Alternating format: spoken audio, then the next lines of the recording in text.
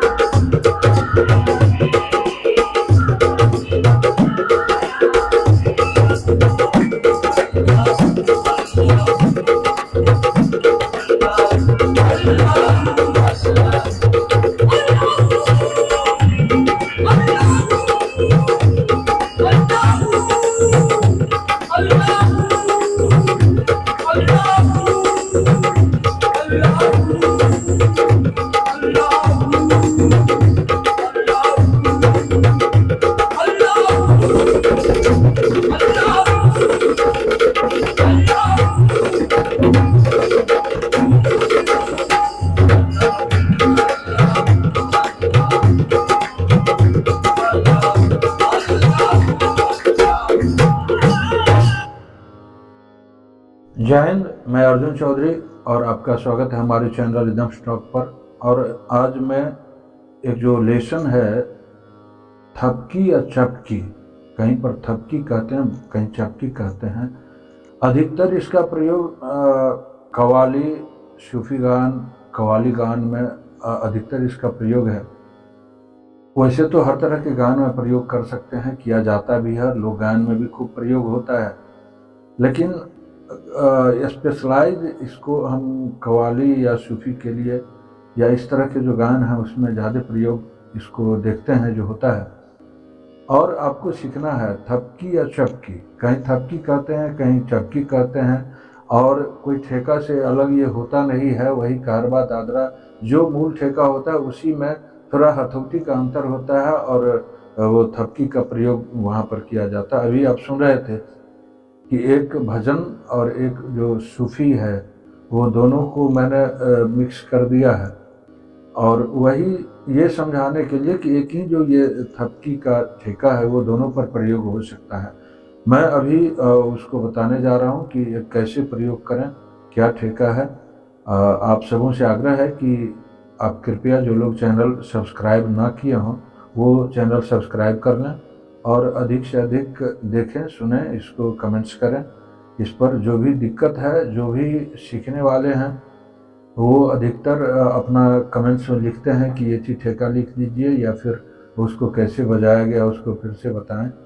तो मैं कोशिश करता हूं कि उनके प्रश्नों का उत्तर दे सकूं। जो लोग ऑनलाइन सीखना चाहते हैं या सीख रहे हैं वो लोग अपना बजा के ऑडियो भेज देते हैं कि इसमें क्या सही है क्या गलत है।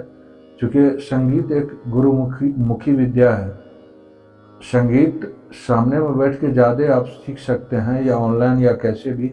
जब आमने सामने होता है तो आपका हथौटी कैसे चल रहा है, क्या आप बजा रहे हैं, वो ज़्यादा अच्छा लगता है बताने में। वैसे यूट्यूब से भी बहुत लोग सीखते हैं। और मैं एक और राय आप लोगों को, मेरा जो विचार है, एक सलाह मैं देता हूँ कि जब भी कोई भी ठेका आप सीखें तो उस ठेका को मैं तो अक्सर गाने पर बजा के वो ठेका दिखाता हूँ प्रत्येक, अब जो भी मेरे वीडियो हैं वो किसी भी ठेका का, उस पर मैं उस ठेका को बजा के गाने के साथ दिखाता हूँ। तो आप हेडफोन कान में लगा लें और वो गाना और ठेका बज रहा है उसके साथ कोशिश करें कि आप बजाएं, तो हो सकता है कि आप उसको उसके लय को समझ पाएंगे, क्योंकि लय को समझना बहुत ज़्यादा ज़रूरी होता है कहीं भी। संगीत में तो बहुत ज़्यादा ज़रूरी है। आप जैसे हम जो भी धीन ताता तीन धाता धीन कुछ बजा रहे हैं तो कहाँ गैप है, कहाँ कितना कितना मात्रा पर उसको बजाया गया है, वो यदि आप साथ में बजाते हैं हेडफोन लगा के, तो आपको बहुत ही आसान हो जाएगा समझना।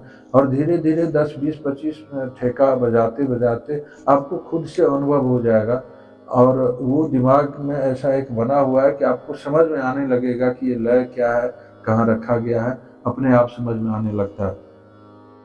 अभी जो मैं बजा रहा था वो ठेका है धिन ताधा तीन धाता धीन ताता तीन ताता, धीन ताधा धीन धाता धीन ताता तीन ताता, धीन ताधा तीन धाता धीन ताता तीन ताता।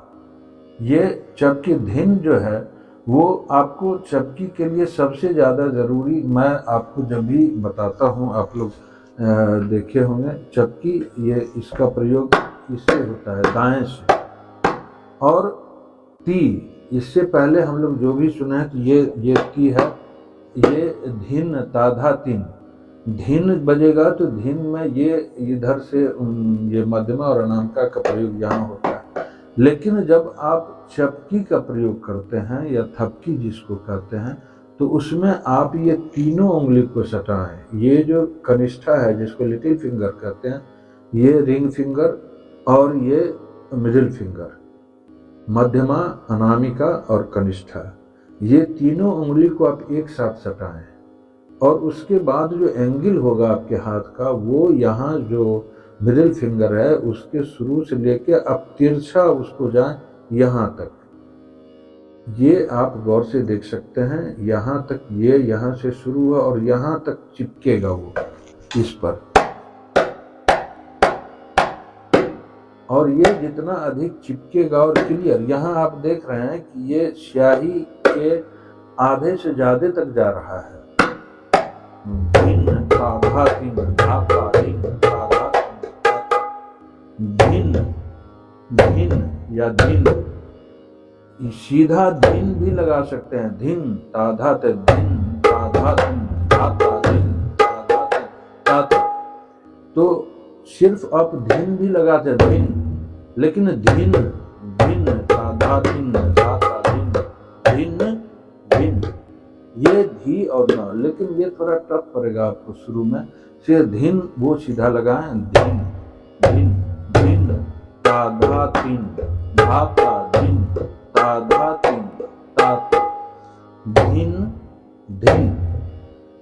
धिन में ये इधर से चपकी लगा, चपकी आपने जो भी मेरा विगत जो भी लेसन आपने देखा होगा उसमें ती का प्रयोग जो है, ती के बदले आप ये पूरा यहाँ से तीनों उंगली सटाएं, ये कनिष्ठा, अनामिका और मध्यमा, और ये यहाँ से तिरछा ये जाता है हथेली के यहाँ तक।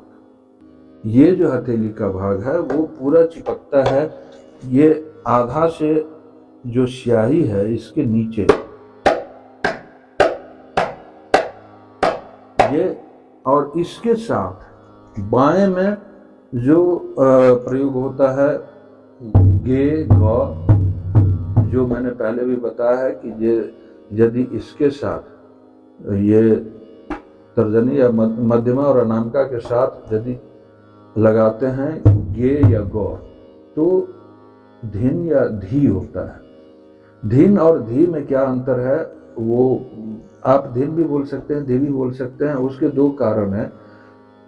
एक तो सर्वनासिक शब्द जो है जिसका नाक से प्रयोग होता है, उसका कहाँ कहाँ प्रयोग है वो एक लेसन में अलग से डालूंगा, उस पर वो है बनाया हुआ है, कभी डालूंगा। तो धिन ताधा तीन, धीन धी न भी लगा सकते हैं, या धिन, ये धिन धिन इससे भी लगा सकते हैं। धिन ताधा तीन, ता के लिए सिर्फ यही लगाना है, ता ता। फिर धा के लिए धिन ताधा धिन ताधा तीन ताधा, धा में फिर ता और ये गे, ता और गे, तो धा एक साथ होता है। बहुत सारे जो मैंने बहुत सारा लेसन में देखता हूँ कभी कभी, तो बजाने के जो तरीके हैं वो कभी बहुत सारा वेरिएशन है और कंफ्यूजन ज़्यादा क्रिएट होता है। आप कहीं भी कंफ्यूज होने की आवश्यकता नहीं है। धिन जैसा बजेगा वैसा ही बजेगा। कभी यदि उसमें 3 गो लगाएंगे तो वो चक्की का रूप लेगा, लेकिन बजेगा धिन ही। ऐसा नहीं है कि उसका कुछ बोल परिवर्तन हो जाएगा। ता और धा, ता ना धा ये सब एक ही तरह से बजता है। ग एक ही तरह से बजेगा, घ घे एक ही तरह से बजेगा, ग गे एक ही तरह से बजेगा, और क ये सब एक ही तरह से बजता है। धिन के लिए अलग प्रयोग होता है दोनों हाथ का। तो धिन ता धा तीन, तो धिन आप समझ गए। धिन में ये 2 नहीं लगा के जब आप चपकी लगाते हैं ये 3 उंगली का प्रयोग कैसे कर रहे हैं। धिन धी न, धिन ता धा तीन, क्योंकि धिन के बाद तुरंत ता है, इसीलिए इसी से लगा दे। धिन ता धा तीन, ता और धा, धा में ये गौ भी लगता है। तो हो गया धिन ता धा तीन, तीन में वही ती के बदले ये चपकी का प्रयोग, यहाँ थपकी चपकी जो भी है ये प्रयोग होगा 3 उंगली का। और ये एक साथ ये आप एकदम सटा के लगाइएगा उसको तो ज्यादा अच्छा। वो ऐसे ऐसे कुछ बोल निकास जो होता है ना, वादन में बोल निकास बहुत ही मायने रखता है। बहुत ज्यादा सीख लेना, बहुत ज्यादा, लेकिन बोल निकास यदि सही नहीं है, आप जो कहना चाह रहे हैं, आपकी भाषाएं बहुत हैं लेकिन आप उसको बोल ही नहीं पा रहे हैं, तो बोल नहीं पाइएगा तो फिर दूसरे तक संवाद प्रेषित नहीं हो पाएगा, पहुंच नहीं पाएगा। इसीलिए बोल निकास, किसी भी वाद्य यंत्र में बोल निकास बहुत ही इम्पोर्टेंट है। इसीलिए धिन आधा तीन, तीन फिर तीन, ये तीन। यदि न तुरंत लगाने में दिक्कत होता है तो ज्यादा धिन आधा तीन इतना ही लगा के छोड़ दीजिए, फिर धीरे धीरे उसका प्रयोग कीजिए। धिन आधा तीन, धाता धिन आधा तीन, धिन आधा तीन, धाता, फिर धा, धा में धिन ताधा तीन,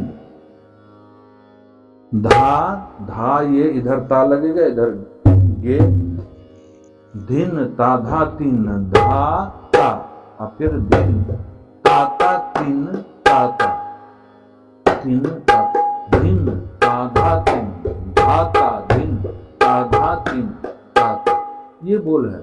और बीच में धा धिन ताधा तीन, धाता धिन ताधा तीन, ताता, ये जब अभ्यास हो जाएगा बोल। और मैं जानबूझ के कभी जो उठान जो होता है कठिन, जो भी इसमें बहुत सारे तिरकिट का प्रयोग, मेरा तिरकिट का लेसन है और या तिरकिट का पिकअप है, वो सारा आप कृपया देखें, चूँकि एक एक चीज़ मैं प्रत्येक लेसन में बताऊंगा तो बहुत लंबा हो जाता है। इसीलिए आज मैं सिर्फ ये थपकी के लिए धिन ताधा तीन, धाता धिन ताता तीन, ताता, यही बोल है। धिन ताधा तीन, धाता धिन ताधा तीन, ताता, ये बोल है। और बोल मैं डिस्क्रिप्शन में लिख भी दूंगा। और फिर इसका प्रयोग कैसे होगा अभी मैं आपको बताऊंगा। यही 2 गाना जो है, चूँकि गाना मैं बहुत ज़्यादा किसी सिंगर का नहीं प्रयोग कर सकता, इसीलिए हारमोनियम पर बजा के रखा हूँ। और आप देखिए, पहला चलो बुलावा आया है, माता ने बुलाया है, ये बहुत ही प्रसिद्ध भजन है, नरेंद्र चंचल जी का गाया हुआ। और इसको हारमोनियम पर बजा के मैं दिखाता हूँ। और ये ठेका का प्रयोग इसमें होगा। धिन ताधा तीन, धिन ताधा तीन, ताता धिन ताधा तीन, ताता, ये इसका प्रयोग है। धिन ताधा तीन, ताता ने धाता, धिन ताधा तीन, धाता धिन ताधा तीन, ताता, ये प्रयोग है। और मैं इसको बजा के इस पर दिखा रहा हूँ, आप देखें। 2 गाना बजाऊंगा, उसके बाद ये वीडियो समाप्त करूंगा। फिर ढोलक पर भी मैं थपकी कैसे बजता है उसका डालूंगा, या तो पहले ढोलक का थपकी पहले जाएगा या फिर नाल का पहले जाएगा, लेकिन दोनों में थोड़ा थोड़ा अंतर होता है। नाल और ढोलक के हथौती में, तबला के हथौती में, दोनों देखें आप। बहुत सारे नाल को सीखने वाले, अधिकतर लोग जो नाल बता रहे हैं, ढोलकी को, नाल का, ढोलकी का अपना एक खुशबू है, वो महाराष्ट्र में ज़्यादा प्रयोग होता है। तो ढोलकी और नाल में फ़र्क है, दोनों का बोल निकास, वादन शैली और वादन प्लस उसका जो क्षेत्रीयता का प्रभाव होता है, वो इसके कारण दोनों में फ़र्क है। नाल और ढोलकी कभी एक नहीं है। वो उसका लेसन मैंने रखा हुआ बना के और कभी डालूंगा, आप उसको देखें। अभी फिलहाल गाना सुने।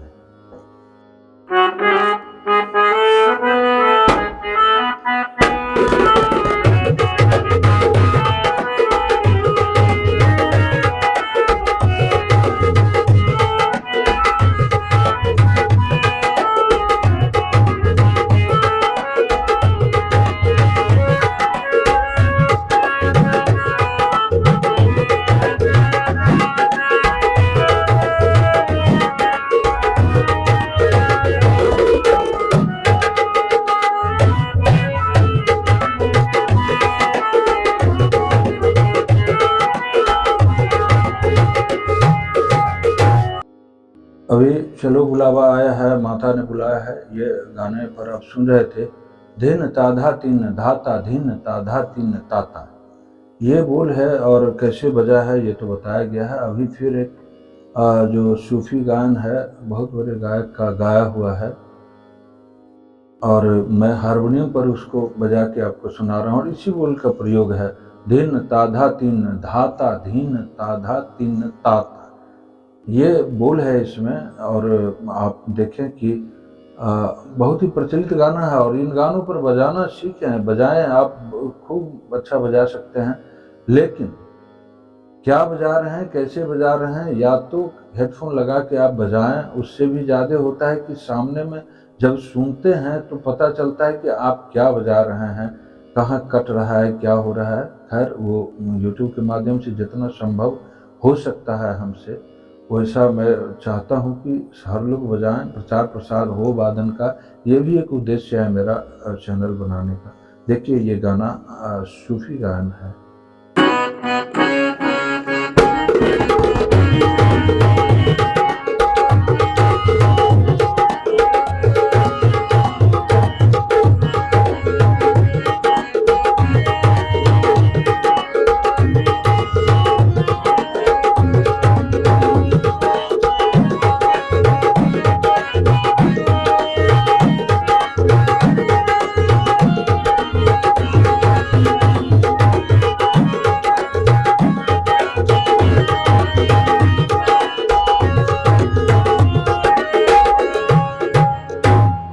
अभी आप इस ठेका को देख रहे थे कि एक भजन और एक सूफी पर मैंने वादन किया।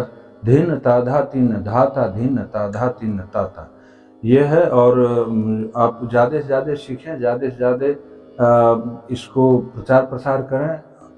अच्छा लगेगा हमको भी सिखाने में, और ज़्यादा से ज़्यादा लोग जुड़ेंगे, सब्सक्राइब करेंगे तो अपना भी अच्छा लगता है हमको कि चलो कुछ कर रहे हैं तो उसका लोगों तक पहुंच रही है मेरी बात। इसी के साथ मैं आज का अपना ये वीडियो समाप्त करता हूं यहीं पर। बहुत बहुत धन्यवाद, नमस्कार।